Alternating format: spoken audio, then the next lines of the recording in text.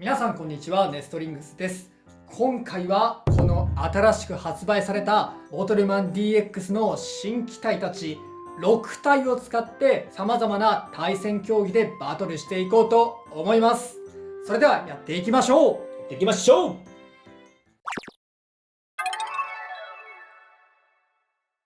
それでは最初の競技はプッシュボトル。今回は私野水航がレイドブレイブ DX を使います。そしてチョメマルがケルペプス DX を使っていきたいと思います。さあ、縦型発射のパワータイプと2発同時発射のパワータイプ。プッシュボトルではどちらが有利に働くのか、それではやっていきましょう。やっていきましょう。レディーキャプテンボトルバトルゴー。うわっ、あ、なんでリアルインパクト。おお、2発マジで飛んできた。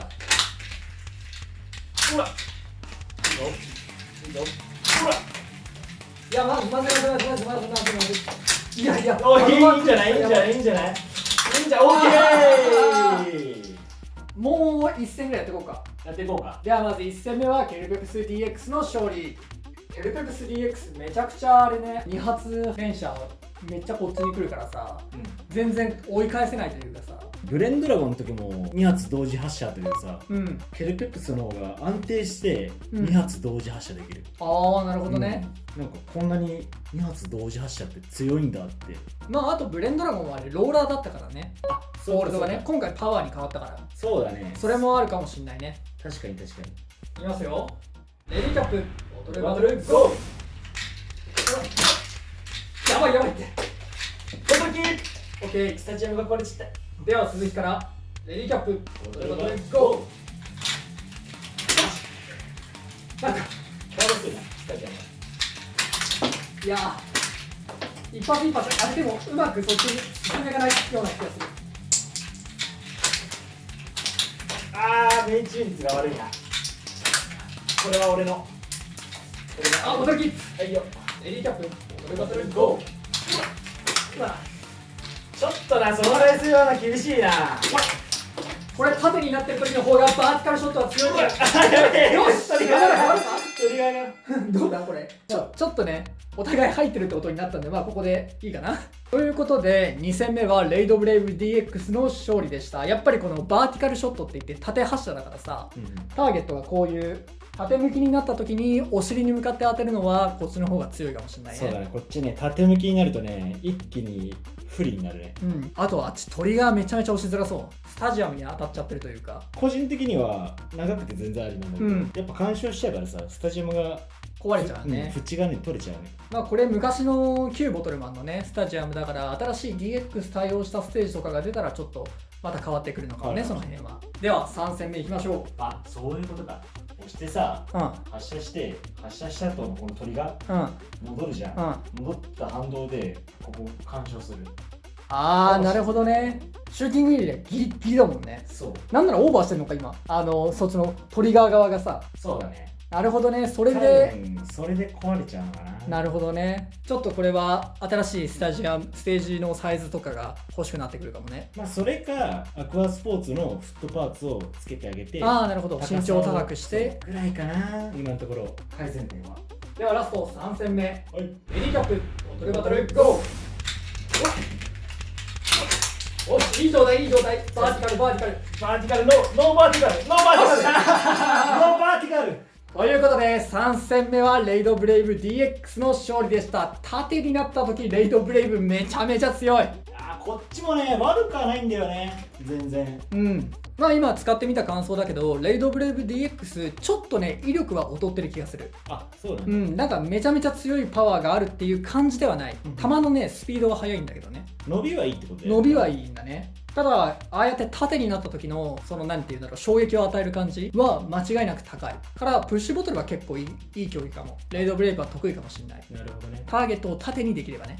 こっちはね、使ってみた感想的にはやっぱブレンドラゴンよりはうん、やっぱパワーアップしてるなっていう。そうだね、パワーはしっかり感じた。で今回たまたまプッシュボトルだったけど、やっぱデュアルインパクト、2発同時発射だからターゲットシューティングだったら有利だったかもしれないね。そうだね。あと俺が思ったのは、まあ前にも動画やったけどボトルキングチャレンジだったかな、今の公式イベントはやっぱりデュアルインパクト強いから、そうだね。ペルペプス DX はそういう意味ではそこの辺のね特化型のボトルマンとしてはありなんじゃないかなとは思いました。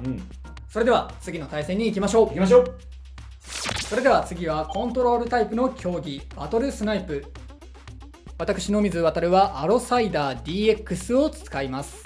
そしてチョメマルはアースローラー DX を使っていきます。カニ座なんで。アースローラーの特徴はね、ちょっと活かせそうな競技はあんまり対人戦だと見当たらなかったので、一応このバトルスナイプでやっていこうと思います。コントロールタイプのねコアボトルなんでね。大丈夫かこっち。大丈夫、逆に。いや、こっち向けてさ。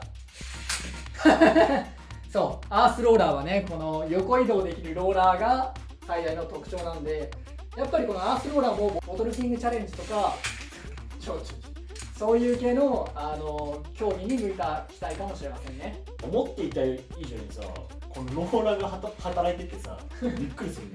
しっかり転がるね。ね、すごいな。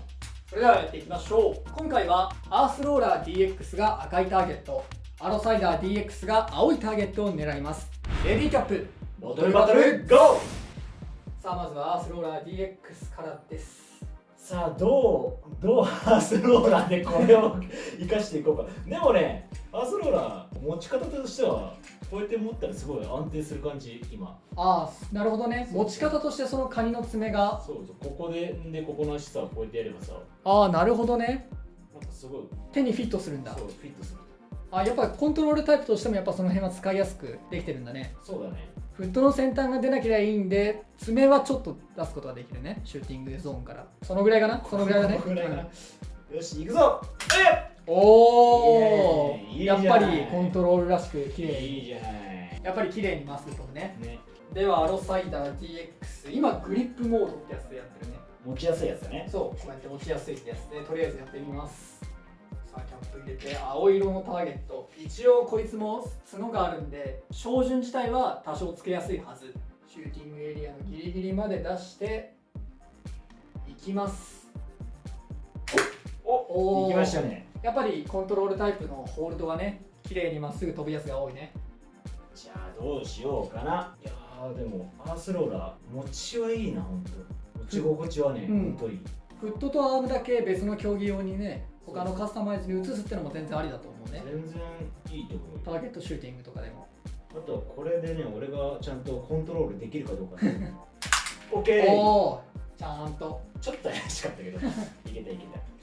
じゃあアロサイダー DX モードチェンジしたいと思います。このアロサイダー DX のなんていう名前だったかな、この、あ、そこも取れるの？そう、ここも取れる。アローのモードがね、変えることができるんで、そう。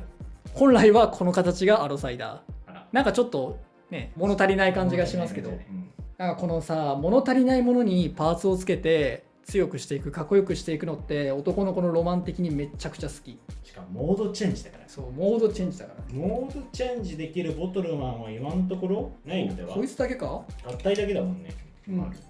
はい、ということで前側にアローの飛び出したアローバレルモードにして調整していきます。一応これはバレル扱いだからフット的には前出ていいんだろうな。でもさっきまで肩についてたじゃないですか。さあ青のターゲットを狙っていきます。でもね、持ちやすさは変わったね。若干持ちにくくなったね。やっぱ変わるんだ。変わるね。いきます。 OK。 どう？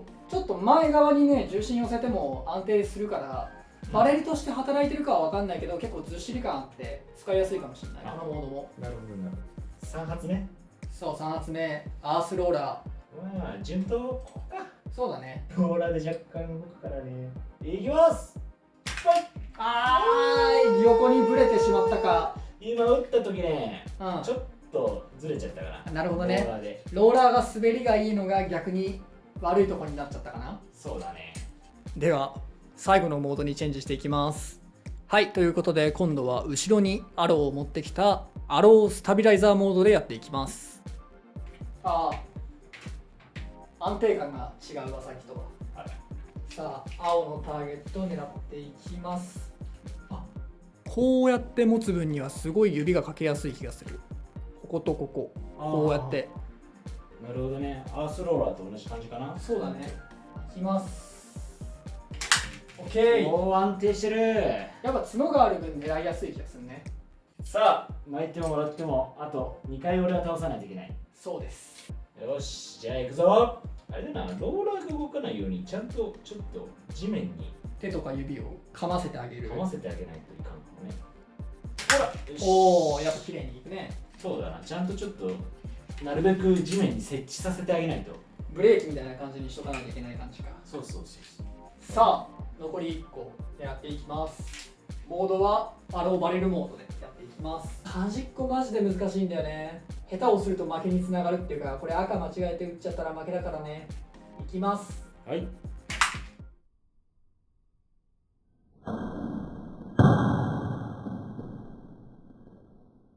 おお、ちょっと怖かった。ちょっと惜しかったな。ちょっと怖かった。ちょっとこっちニヤッとしたけど。はい、というわけで、アースローラーとアロサイダー DX のバトルスナイプ対決はアロサイダー DX の勝利でした。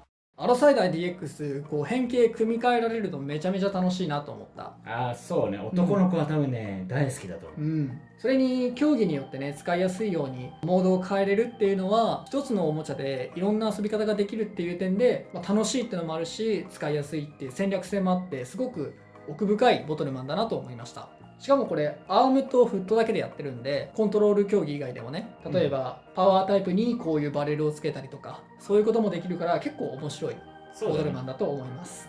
逆にアースローラー使ったチョメマルは、確かに対人戦ではちょっとローラーが活躍する場面はないかもしれないけど、でも持ちやすさっていうのもあるし、あとコントロールタイプのコアボトルでも一応ね、威力はなんかちゃんとあるような気がする。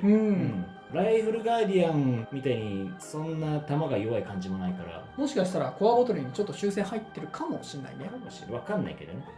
だから別にその対戦競技でも戦えるっちゃ戦えると思う。それにさっき言ってたけど、このローラーをね、ターゲットシューティングとかのカスタマイズに使うっていうのも面白いと思ったね。フットとアームだけだからね。そうそうそう。ローラーがついてるのは。カニ座の自分からしたらね、このデザインもね、個人的にはかっこいいよね。かっこいいと思う。なかなかね、カニ座ってね、そんなかっこいいデザインないんで。そうないね。そう。